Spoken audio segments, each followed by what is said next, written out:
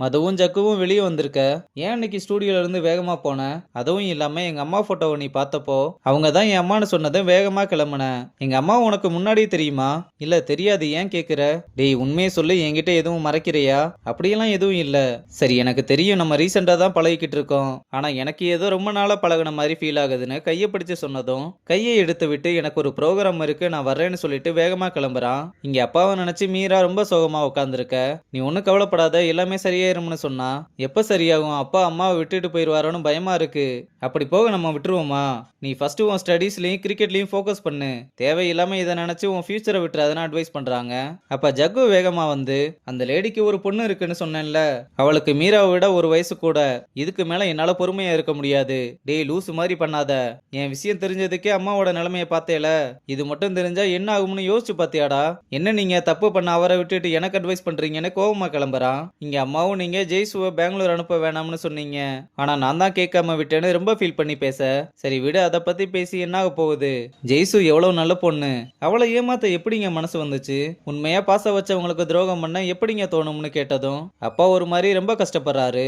அம்மாவும் ஜெய்சுவோட கல்யாணத்தை வச்சுதான் மத்த 2 பேரோட வாழ்க்கை இருக்குன்னு கவலைப்பட, நீ ரொம்ப யோசிக்காத, எல்லாத்தையுமே நான் பாத்துக்கிறேன்னு ரெஸ்ட் எடுக்க சொல்றாரு. அப்புறம் வீட்டுக்கு வந்ததும் ஜெயஸ்ரீ அப்பாவுக்கு சாப்பாடு பரிமாறி விட்டு, உண்மையாவே உங்களுக்கு அம்மாவை பிடிக்குமான்னு கேக்குறா. என்ன இப்படி கேட்ட? உங்க அம்மா தான் என் உலகம், சந்தோஷம் கஷ்டம்னு எல்லா நேரத்திலுமே என் கூட இருந்தவ.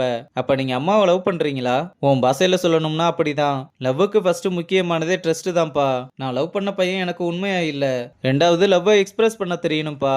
அதை தான் இப்ப நீங்க அம்மாவுக்கு பண்ணணும். உங்க லவ்வால மட்டும்தான் அம்மாவை குணப்படுத்த முடியும்னு சொல்றா. இங்க ஹாஸ்பிட்டலுக்கு அஸ்வினு வந்து அம்மாவை நல விசாரிச்சுட்டு, மீரா பிராக்டிஸுக்கே வரமாட்டான்னு கம்ப்ளைண்ட் பண்ண, என்னாலதான் போகாம இருக்கியாமா? இல்லம்மா, கோச்சு தான் ரெகுலரா பிராக்டிஸ் பண்ணக்கூடாதுன்னு சொன்னாருன்னு சமாளிக்கிறா. அப்ப நர்ஸ் வந்ததும் மீராவை வெளியே கூப்பிட்டு வந்து, ஏன் இப்படி பச்சையா போய் சொல்ற? கோச் வேற உன்னை கேட்டுக்கிட்டே இருக்காரு. இன்னும் பூனை மேட்சுக்கும் ரொம்ப நாள் இல்ல. டேய் வீட்டுல சுச்சுவேஷனை பார்த்தேல, என்னால எப்படி வர முடியும்? என்ன இப்படி சொல்ற? அம்மா நல்லா தானே இருக்காங்க. நீ ஒழுங்கா பிராக்டிஸ்க்கு வரப்பாருன்னு சொல்லும் போது அப்பா வர, நான் வீட்டுக்கு போயிட்டு கால் பண்றேன்னு சொல்லிட்டு கிளம்புறான். அப்புறம் அப்பாவும் சாப்பாடை எடுத்து அம்மாவுக்கு அவரே ஊட்டி விட, இதை பார்த்து மீராவும் ஹரிணியும் ரொம்ப சந்தோஷப்படுறாங்க. அப்படியே வீட்டுக்கு வந்து ஜெயஸ்ரீ கிட்ட பேசிக்கிட்டு இருக்கும்போது ஜக்கு சரியான போதையில வந்து, நீங்க 2 பேரும் அம்மா கூட இல்லாம இங்க என்ன பண்றீங்க? அப்பா தான் எங்களை வீட்டுக்கு போக சொல்லிட்டு அவர் கூட இருக்காரு. அம்மாவை பார்க்க வேகமா கிளம்பும் போது கீழே விழ போக மீரா தான் அவனை தாங்கி பிடிக்கிறா. அப்ப சரக்கு வாட வந்ததும், என்னடா குடிச்சிட்டு வந்திருக்க? இது என்ன புது பழக்கமா இருக்கு? எனக்கு மனசு கஷ்டமா இருந்தது, அதான் குடிச்சேன். ஏன்டா அம்மா ஹாஸ்பிட்டல் இருக்கும்போது இப்படி குடிச்சிட்டு வந்து நிக்கிற? உனக்கு அம்மாவை பத்தி அக்கறை இல்ல? எனக்கு அக்கறை இல்லையா?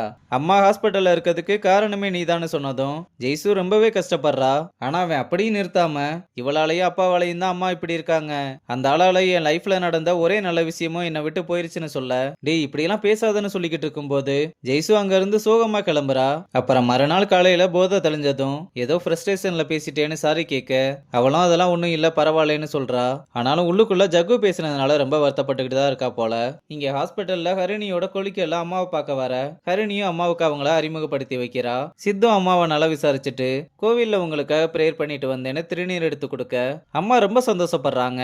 அவனும் அம்மா கிட்ட ஆசீர்வாதம் வாங்கிட்டு அப்படியே கிளம்ப, அம்மாவும் எவ்வளவு நல்ல பசங்களா இருக்காங்கன்னு பாராட்டுறாங்க. சரி நான் அவங்கள வழி அனுப்பிட்டு வரேன்னு வெளியே வர, அப்ப அப்பா அங்க வந்து சித்துவை பார்த்ததும், ஏண்டா மாமா அட்மிட் ஆயிருக்காரு, பார்க்க வாடான்னு கூப்பிட்டா.